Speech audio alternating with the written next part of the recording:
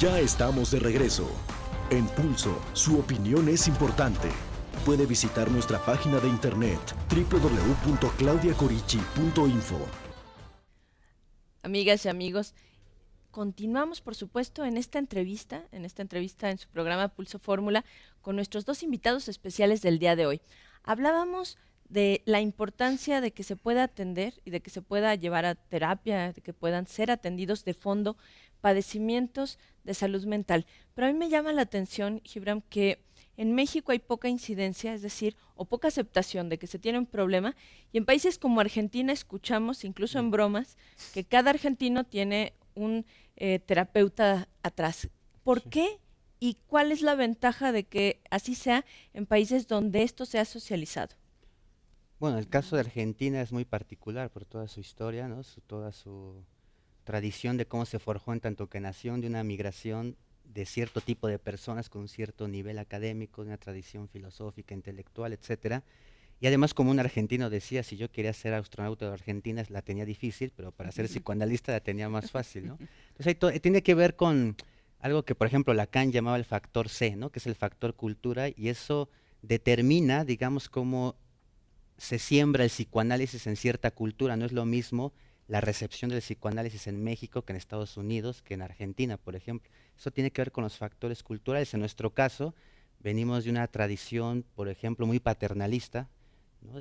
Hasta la fecha, digamos, el tipo de gobierno ha sido muy paternalista en el sentido de que hay una sobreprotección, digamos, pero también hay una cierta mano dura, ¿no? Y una cultura que se ha llamado, ¿no? Por decirlo así, machista, ¿no? En la que difícil es admitir las faltas, digamos. Además está el sesgo religioso, ¿no? Que siempre es la salida, digamos, para muchas personas, es porque así lo quiso Dios, porque Dios dirá, y esas cosas creo que O van la inhibiendo. obligación de hacerse fuertes, ¿no? También, De claro, aguantar todo en los hombres, en las mujeres, la resignación.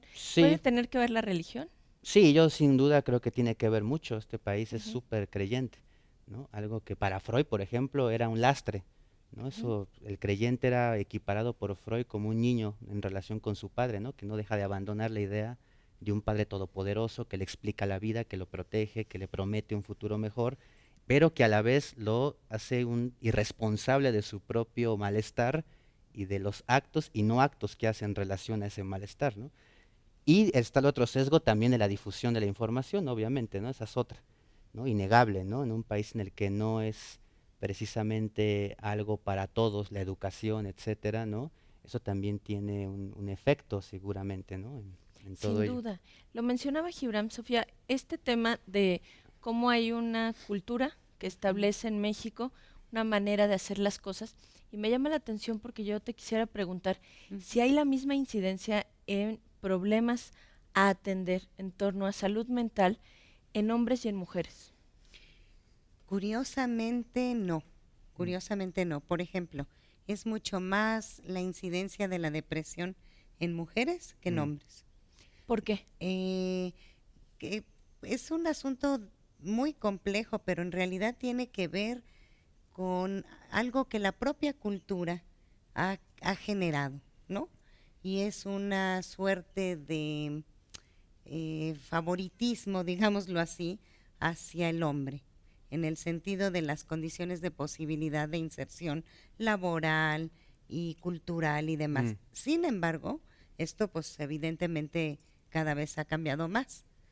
Sin embargo, hay condiciones todavía complejas que tienen que ver con la feminidad, mm, que hacen que las mujeres Ujú. hayan desarrollado mucha mayor sensibilidad frente a los acontecimientos de la vida cotidiana, la maternidad y una serie de condiciones, sin que esto signifique de ninguna manera que los hombres queden excluidos de esto.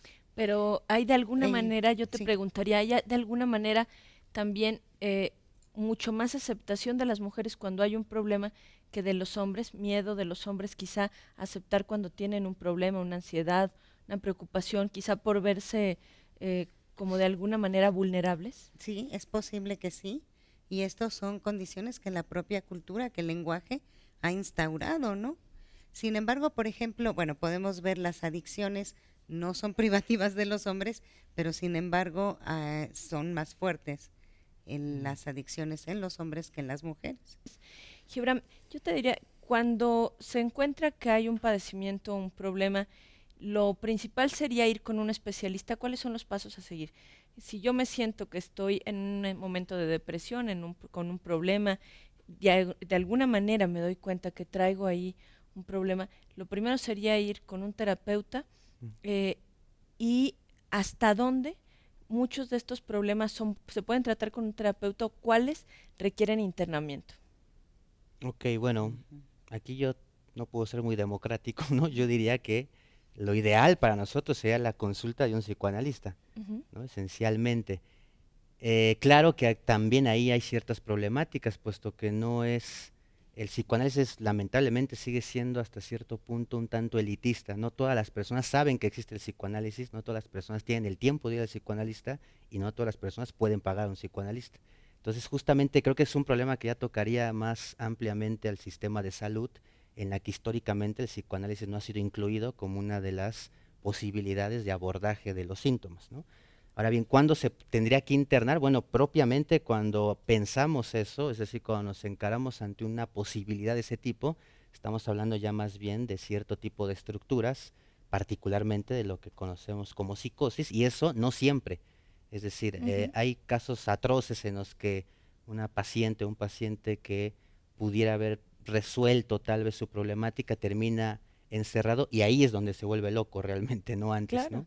Es como aquellos que van a la cárcel y sin ser delincuentes, no les terminan de probar y ahí terminan Claro. siendo delincuentes. Yo te quisiera preguntar de manera muy sencilla, ¿cuál es la diferencia entre buscar un psicólogo o buscar directamente al psicoanálisis? Bueno, la diferencia es tajante, ¿no? Para empezar, la psicología aspira a la síntesis, ¿no? Y el psicoanálisis, en el nombre lo dice, es un análisis, ¿no?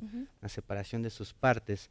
Mientras que la psicología históricamente pone en el centro del funcionamiento la conciencia, el yo, la razón, la voluntad, el yo sé lo que quiero, yo sé quién soy, el psicoanálisis parte del presupuesto de que no sabemos qué queremos, no sabemos quiénes somos, no es la reina la conciencia.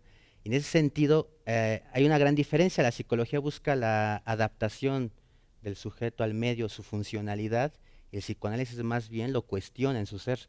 Y eso no necesariamente va a ir en relación a una adaptación al medio.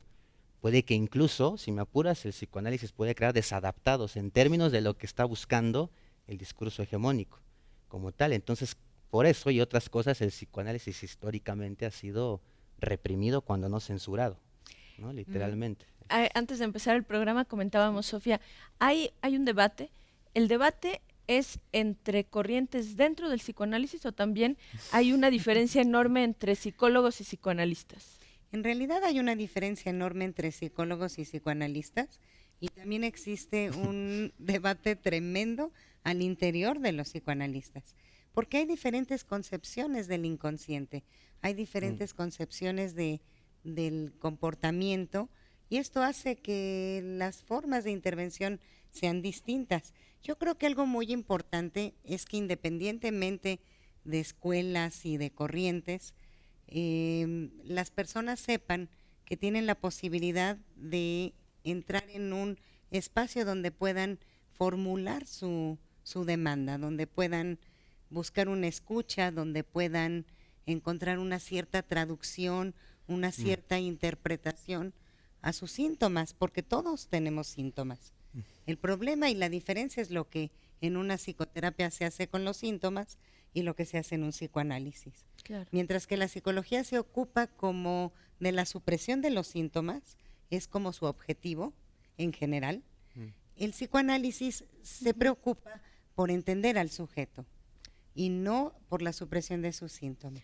Desde luego no es que estemos a favor de los síntomas, pero la manera de abordar esto es muy diferente. Yo les agradezco mucho, vamos a poner también sus datos en pantalla para quienes quieran contactarlos. Muchísimas gracias a la doctora Sofía, al maestro Gibran por habernos acompañado el día de hoy. Muchas gracias por la invitación.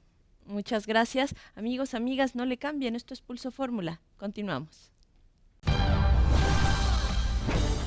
Vamos a una pausa y enseguida regresamos a este espacio de expresión plural, Pulso.